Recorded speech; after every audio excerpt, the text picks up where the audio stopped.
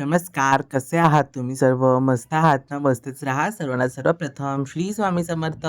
मी मितेश तुम्हा सर्वांचं स्वागत करतो माझ्या आणखीन एका नवीन व्हिडिओमध्ये.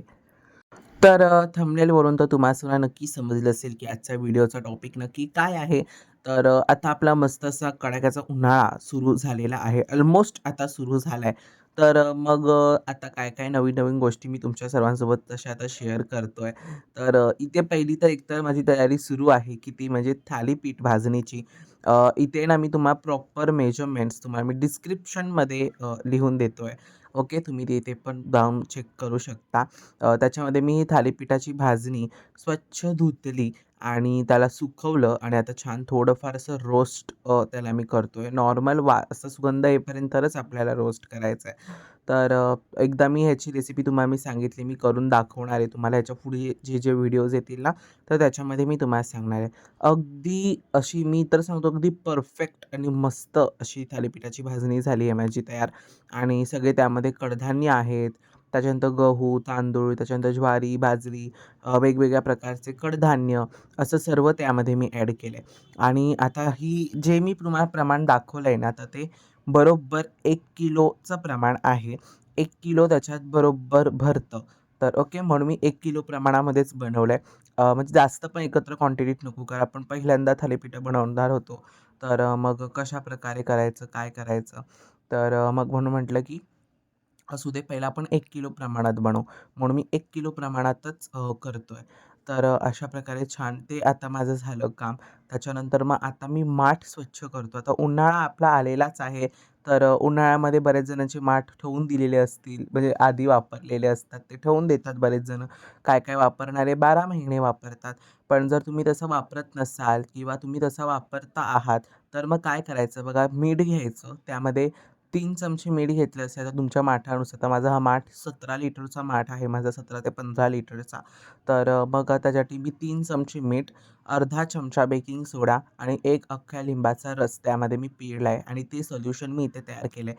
आणि आपली नारळाची किशी असते ना, त्या नारळाच्या किशीने पूर्णपणे त्याला मस्त असा स्वच्छ करतो. जेणेकरून माठाला जे काही पोर्स आहेत, म्हणजे जी छिद्र आहेत, ते पूर्ण सछिद्र होतील आणि छान माठातलं पाणी पाझरेल. कारण माठातलं पाणी पाझरलं तरच माठातलं पाणी जे आहे ते थंड होणार आहे. नाहीतर ते थंड होणार नाही आहे. ह्याच्यावरती जे काही एक्सप्लेनेशन आहे तुम्हाला मी पुढे दिलेलं आहे. अगदी रीतसर सांगितलं आहे. तुम्ही नक्की जाऊन बघा. पण हा माझा काळ्या मातीचा माठ आहे, जो आम्ही मागच्या वर्षी घेतला होता. 250 ते 350च्या रेंजमध्ये हा मी माठ घेतला होता. आणि मी काय करतो नेहमी अशाच प्रकारे नेहमी स्वच्छ करतो.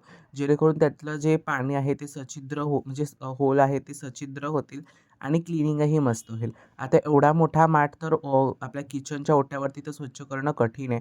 तर म्हणून मग मला बाथरूममध्ये करावं लागतं. पण ऑलमोस्ट आपण सगळ्याच गोष्टी क्लीन ठेवत असतो. म्हणून याच्यावरती काही कमेंट्स येऊ नये म्हणून मी हे इथेच क्लिअर करतोय. बघा अशा प्रकारे ना माठ घंगळवायचा असतो. पूर्ण त्यामध्ये पाणी भरायचं आणि पूर्ण घंगळवायचा. पाणी भरायचं आणि घंगळवायचं अशा प्रकारे करायचं. तुम्ही पहिल्या वेळेला बघा, आपण घासल्याच्या नंतर पाणी कसं थोडंफार वेगळ्या रंगाचं आलं होतं. त्यामागचं कारणच तसं, की आपण काही वेळेस घासत नाही माठ आणि मग तो जे छिद्र आहेत ते ब्लॉक होऊन जातात आणि मग पाणी पाझरत नाही आणि पाणी पाझरलं नाही तर पाणी थंड होत नाही. तर मग अशा प्रकारे मग तुम्ही करा. तुमचा माठ जर तुम्ही फक्त उन्हाळ्यात वापरताय आणि बाकीच्या दिवशी त्याला नीटनेटकं जपून ठेवताय, तर जेव्हा तुम्हाला वापरायचं आहे त्यावेळेस तुम्ही अशा प्रकारे प्रोसेस करून तुम्ही तो वापरू शकता. अगदी ईझी मेथड आहे. त्याच्यानंतर तुम्ही म्हणाल, की आता तू काय करतोयस? तर बघा, माठ माझं स्वच्छ धुवून झालंय आणि सगळं झालंय आणि म्हणजे माझं असं मन असतं, की नेहमी कुठल्याही गोष्टीची कृतज्ञता व्यक्त करणं हा माझा स्वभाव आहे. माठ आपल्याला एवढं छान गारगार पाणी देतो, त्याच्यात आपण पाणी साठवतो आणि असं म्हणतात, की मातीच्या भांड्यांमध्ये देवांचा सुद्धा वास असतो. तर म्हणून मग मी त्या माठाची सुद्धा नेहमी पूजा करतो. आपल्याकडे गुढीपाडव्याला, त्याच्यानंतर दसऱ्याला आपण माठासाठी वगैरे अशा प्रकारचे हार, फुलं आपण बनवतच असतो. तर वर्षातनं एकदा दोनदा करण्यापेक्षा आपण दररोजसुद्धा ही गोष्ट करू शकतो. असं काही नाही आहे की तुम्हाला वर्षातनं एकदा दोनदा करायचं आहे. कृतज्ञता व्यक्त करण्यासाठी वेळ काळ लागत नाही. ती तुम्ही कधीही करू शकता. तर अशा प्रकारे मी नेहमी माठाची माझ्या पूजा करतो.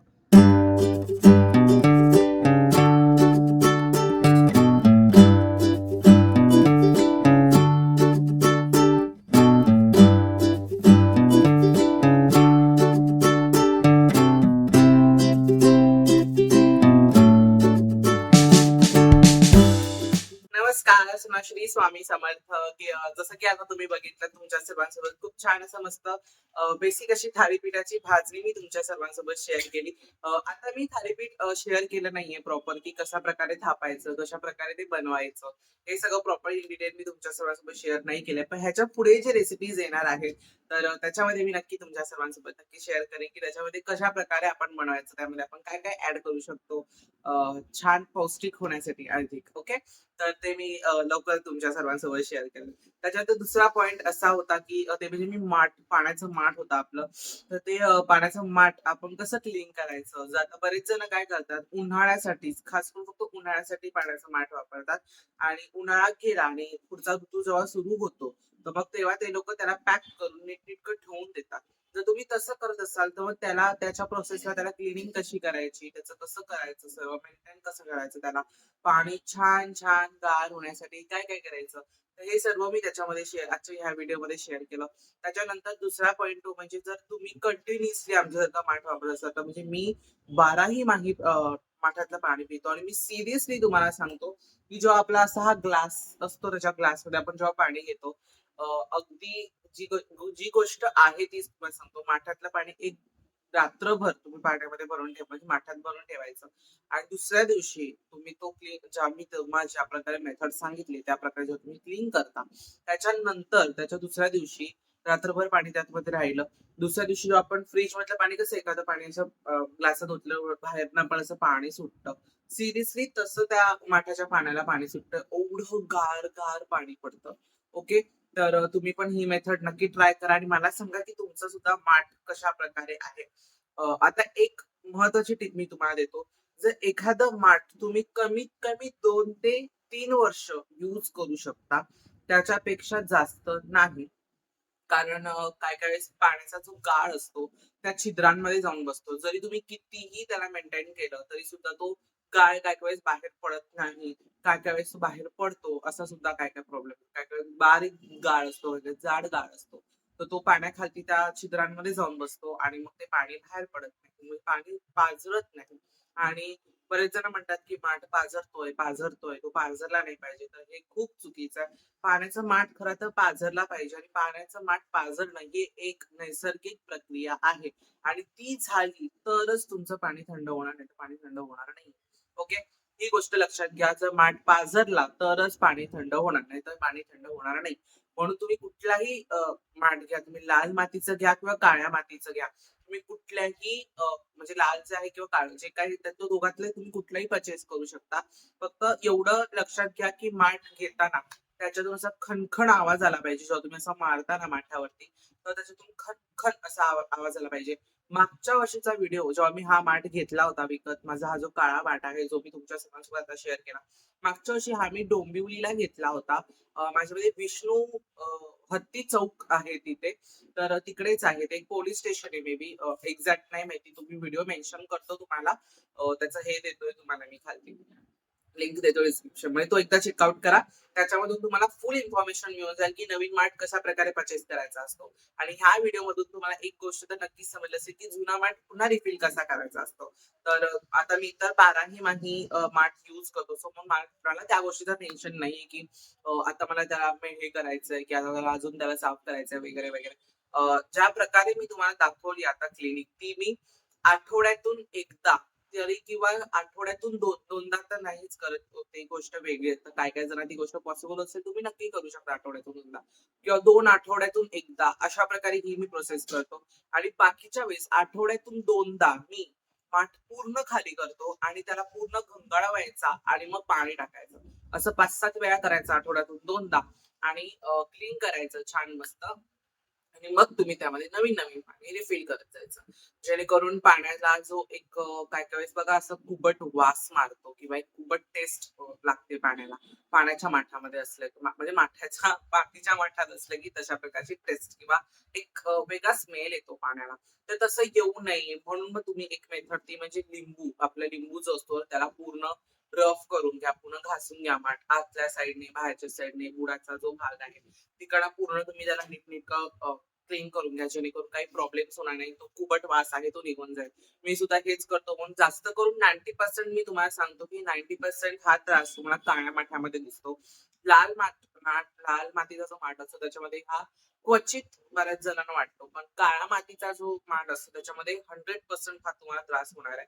म्हणून काळ्या मातीचा माठ घेत असाल तर तुमची तयारी असली पाहिजे त्याला मेंटेन करणं, त्याला चांगलं ठेवणं. तरच तुम्हाला चांगली टेस्ट किंवा चांगलं एक मस्त पाणी मिळून जाईल.